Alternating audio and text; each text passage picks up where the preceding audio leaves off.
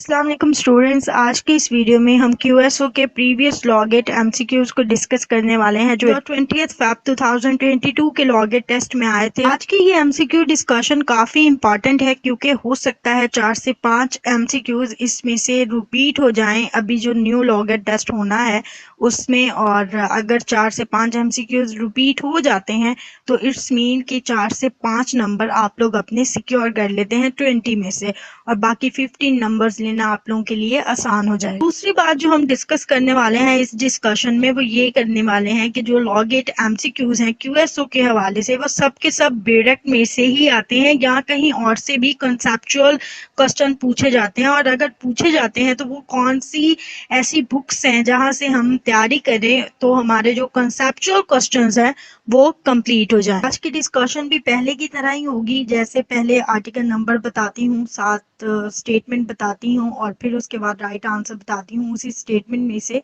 तो आज भी हम वैसे ही डिस्कस करने वाले हैं। क्यूएसओ first question, confession before a police officer, और उन्होंने आगे क्वेश्चन मार्क दिया हुआ था, नीचे 4 ऑप्शन थे। सबसे पहले ये देखना है कि ये आर्टिकल कौन से में से आया है। ये आर्टिकल नंबर 38 में से आया है। आर्टिकल नंबर 38 की हेडिंग ही हमें इसका आंसर देती है नॉट टू बी प्रूव्ड।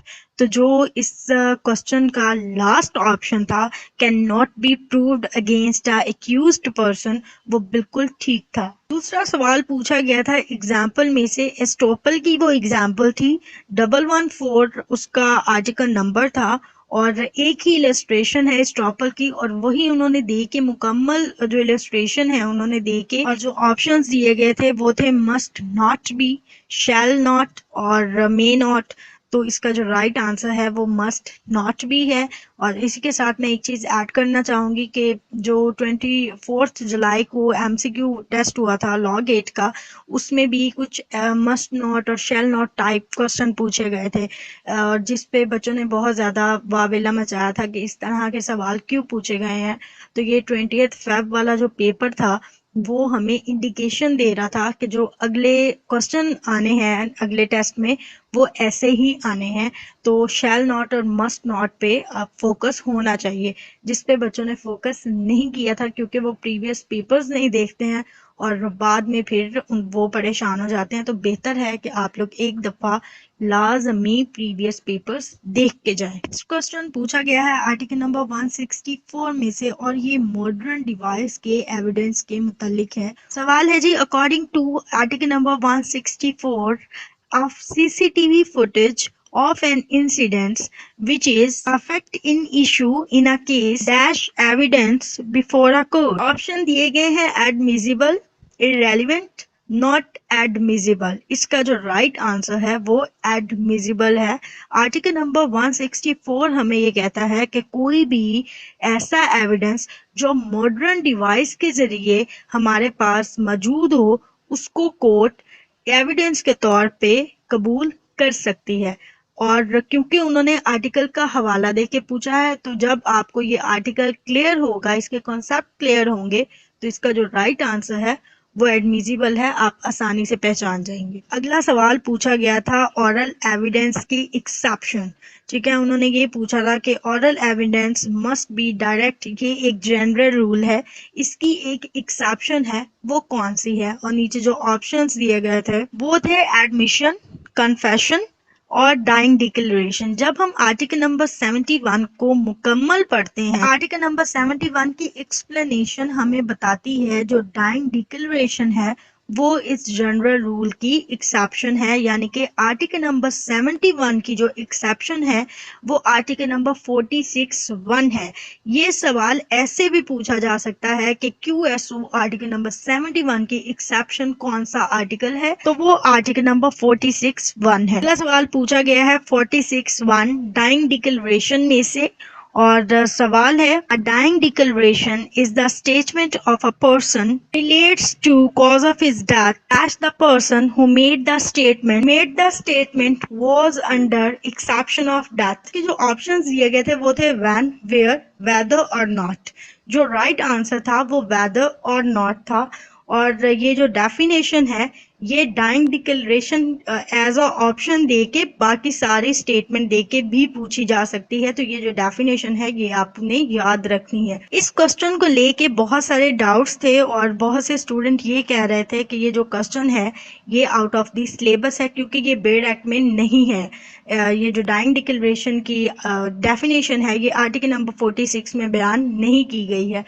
तो ये डेफिनेशन कहाँ से ली गई है? ये डेफिनेशन ली गई है आपकी कोर्स की बुक में से, जहाँ से आपने तैयारी की है उस कोर्स की बुक में से ये डेफिनेशन ली गई है, या फिर किसी कमेंट्री बुक में से ली गई है।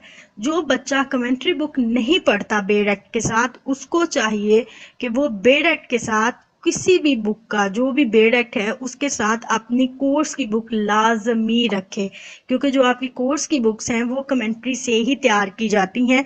तो बहुत सारे जो कंसेप्ट्स हैं आपके क्यूएसओ हो, सीपीसी हो, सीआरपीसी हो, वहाँ से क्लियर हो जाते हैं। सवाल पूछा गया है आर्टिकल नंबर 42 में से, और जो स्टेटमेंट दी गई है वो बिल्कुल दरमियान से उठाई गई है आर्टिकल नंबर 42 के, और कॉमन कॉन्सेप्ट लिया गया है यहाँ से। आर्टिकल नंबर 42 का कॉमन कॉन्सेप्ट लिया गया है। अगर वो आपका क्लियर है तो ये जो एमसीक्यू अभी मैं बताने वाली हूँ इसको सॉल्व करना बहुत ईजी है आपके लिए। सवाल है, the confession does not become irrelevant only because the accused was drunk। ये जो बात है 42 आर्टिकल की लाइन नंबर 4 में ये बात बयान की गई है कि अगर कोई शख्स नशे में एक बाले जुर्म कर लेता है तो वो इरेलीवेंट नहीं होगा, बल्कि वो रेलिवेंट ही कंसीडर किया जाएगा। इसके लिए आपको आर्टिकल नंबर 42 के कॉन्सेप्ट क्लियर होना जरूरी है। अगला सवाल पूछा गया है आर्टिकल नंबर 73 प्राइमरी एविडेंस में से। स्टेटमेंट है, primary evidence means dash produce for the inspection of the court. तो जो प्राइमरी एविडेंस होते हैं वो उसको कहते हैं जो डॉक्यूमेंट इटसेल्फ होता है, यानी कि ऐसा डॉक्यूमेंट जो फोटोकॉपी नहीं होता, ओरिजिनल डॉक्यूमेंट होता है, वो प्राइमरी एविडेंस होता है। ये सवाल ऐसे भी पूछा जा सकता है, the document produce itself for inspection of the court is called primary evidence. अगला सवाल पूछा गया है इम्पीचिंग क्रेडिट ऑफ विटनेस में से, और 151 आर्टिकल है, और जो क्वेश्चन की स्टेटमेंट है वो है, the credit of a witness may be impeached by. इसका राइट आंसर है एडवर्स पार्टी और with the permission of the court the party who cause him. Witness की क्रेडिबिलिटी जब इम्पीच होती है तो एक तो उसको एडवर्स पार्टी इम्पीच करने की कोशिश करती है, दूसरा कभी कभी ऐसा होता है कि हमें खुद ही अंदाजा होता है हमारा जो विटनेस है वो बिका हुआ है, ठीक है, उसकी क्रेडिबिलिटी इम्पीच हो चुकी है, वो हमारी वाली साइड पे नहीं है, किसी दूसरी वाली पार्टी के साथ मिला हुआ। तो वहां पे हम उसकी क्रेडिबिलिटी को इम्पीच करने के लिए कोर्ट से परमिशन लेते हैं और फिर अपनी जरा मुकम्मल करते हैं। अगले सवाल की जो स्टेटमेंट है वो बेड एक्ट में मुझे नहीं मिली है, कन्फेशन में से, लेकिन कन्फेशन के हवाले से मैंने देखी है उसमें तो नहीं है, और मुझे नहीं पता कहाँ से ली है या खुद ही बनाई है उन्होंने। बहरहाल जो उसकी स्टेटमेंट है वो मैं पढ़ देती हूँ। Tahir and Haris jointly tried murdering Khavar. It is proved before a court that the Haris said, I and Haris murdered Khavar for money, and the court may consider this confession as a proof against Dash, and court may take into consideration confession as circumstances evidence against dash. पहले मैं इस confusing statement को उर्दू में explain कर देती हूँ ताकि समझ आ जाए ये एक्चुअली था क्या, इतना कुछ हुआ है। ताहिर और हारिस ने मर्डर किया है खावर का, और बाद में जो हारिस है वो ये कन्फेस कर लेता है कि मैंने और ताहिर ने मिलके मनी के लिए खावर को मर्डर किया है। जो उन्होंने हमसे सवाल पूछा है, उन्होंने ये पूछा है कि ये जो कन्फेशन है ये किसके मुतालिक प्रूव हुई है और किसके खिलाफ ये सर्कमस्टेंशियल एविडेंस है। अब सोचने की बात ये है कि प्रूव कहाँ होता है? प्रूव वहाँ होता है जहाँ पे बंदा अपनी बात मान जाता है। हम कहते हैं सबूत हो गया, ये अपनी बात मान गया है। तो माना कौन है? वो हारिस माना है। और किसके खिलाफ माना है? वो ताहिर के खिलाफ माना है। तो इसका जो राइट आंसर होगा वो हारिस के खिलाफ ये प्रूव है, और सर्कमस्टेंशियल एविडेंस जो है वो ताहिर के खिलाफ है। अगला सवाल पूछा गया है आर्टिकल नंबर 48 में से, entries in books of account when relevant, और ये इलस्ट्रेशन दे के पूछा गया है। जो इलस्ट्रेशन है वो उन्होंने डायरेक्ट वाली नहीं ली है, ठीक है, उन्होंने अपने पास से एक इलस्ट्रेशन बनाई है या कहीं और से एक इलस्ट्रेशन उठाई है कहीं से भी, और वो इलस्ट्रेशन एज अ स्टेटमेंट आपको क्वेश्चन में दी है उन्होंने, ठीक है।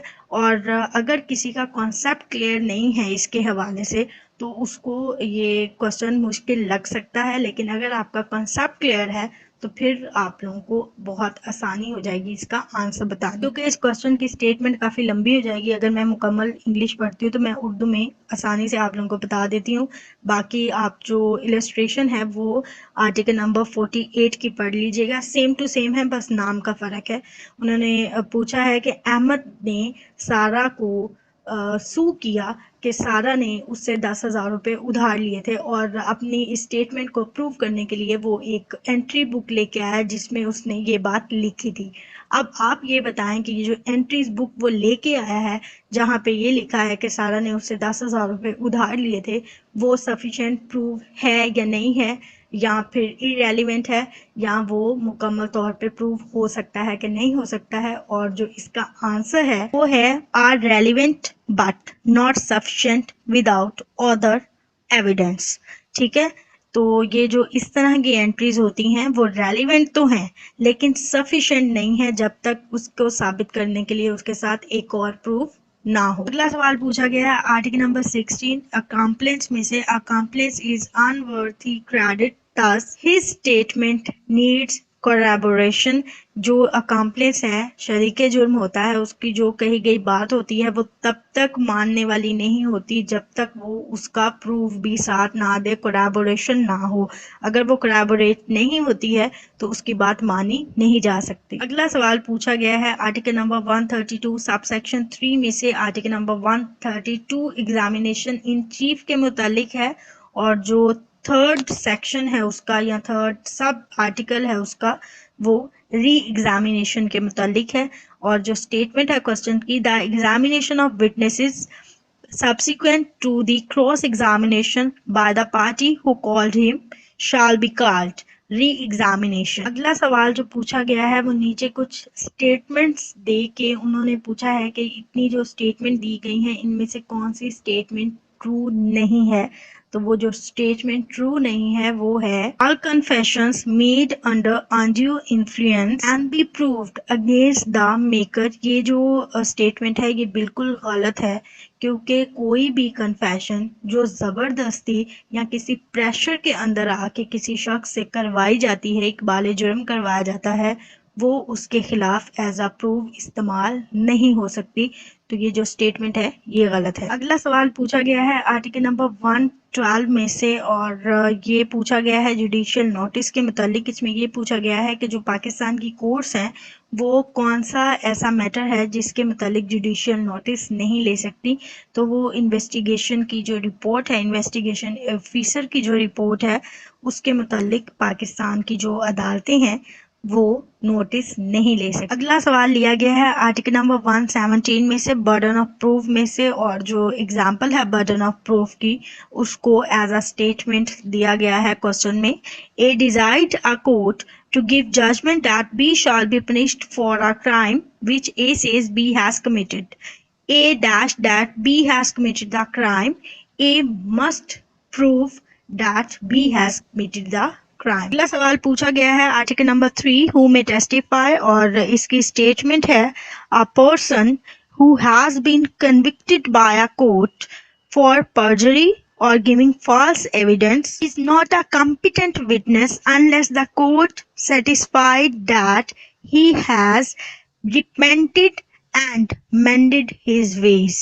ये जो है इसका राइट आंसर है। अगला सवाल पूछा गया है आर्टिकल नंबर 9 में से, और अगेन एक एग्जाम्पल को अपने तरीके से मोल्ड करके उन्होंने क्वेश्चन पूछा है। यहाँ पे जो एग्जाम्पल है, first example, a client cease to be an advocate. I wish to obtain possession of property by the use of forged deed on which I request you to sue।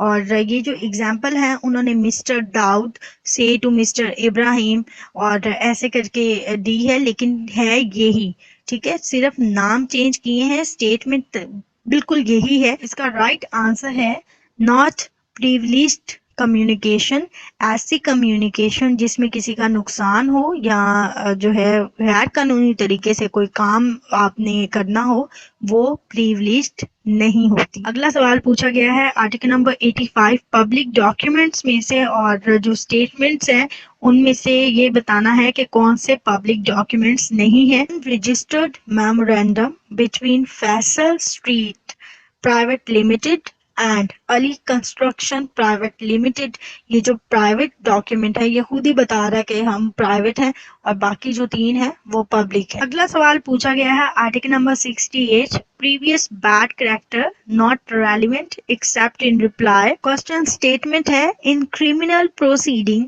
The fact that the accused person has a bad character is dash unless evidence has been given that he has a good character। तो यहाँ पे जो right answer है वो irrelevant है। अगला सवाल पूछा गया है आर्टिकल नंबर 45 में से, और उसकी स्टेटमेंट है एज पर article number 45 of QSO admissions are, और इसका जो राइट आंसर है वो है not a conclusive proof of a matter admitted it but may operates as estoppel। ये QSO का लास्ट क्वेश्चन था, और इस डिस्कशन का मतलब ये था कि आप लोगों को बताया जा सके, ताकि आप लोगों को आइडिया हो सके कि जो HEC है अब कौन से पैटर्न पे पेपर्स बनाती है, और सेम इसी पैटर्न पे मिलता जुलता पैटर्न है जब उसने 24 जुलाई का पेपर बनाया है। ठीक है, तो अगर आप लोग 24 जुलाई और 20 फैब वाले पेपर को लेके एक दफ़ा पढ़ लेते हैं, उसके जो पैटर्न है उसको समझ लेते हैं, तो अगला आने वाला जो आपका एग्ज़ाम है उसके पैटर्न को समझना बहुत इजी हो जाएगा। ठीक है, तो बेहतर है एक दफ़ा प्रीवियस पेपर्स लाजमी देख के जाएं। दूसरा, QSO में जो क्वेश्चन लिए जाते हैं वो जनरल कॉन्सेप्ट से लिए जाते हैं। ठीक है, जिस बच्चे के कॉन्सेप्ट क्लियर नहीं होते वो एक आम सा क्वेश्चन भी अटेम्प्ट नहीं कर सकता QSO में। उसके लिए करना आपने ये होता है कि जो बेड एक्ट है उसके साथ आपने अपनी कोर्स की बुक भी पढ़नी होती है, ताकि आप लोगों के जो कॉन्सेप्ट हैं जो यहाँ से क्लियर नहीं होते वो वहां से क्लियर हो जाए। इसी के साथ ही आज की डिस्कशन वाइंड अप होती है। उम्मीद है आप लोगों को समझ आई होगी।